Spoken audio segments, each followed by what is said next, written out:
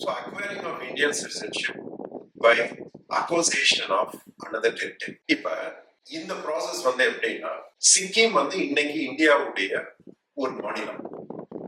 ஆனா 1975 முன்னாடி இது வந்து ஒரு தனி நாடு.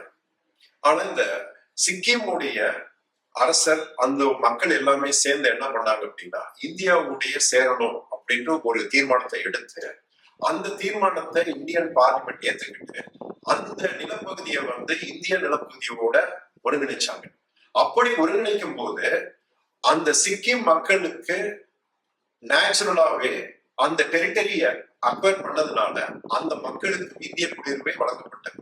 So this is the process by which Indian citizenship is granted by acquiring of another territory.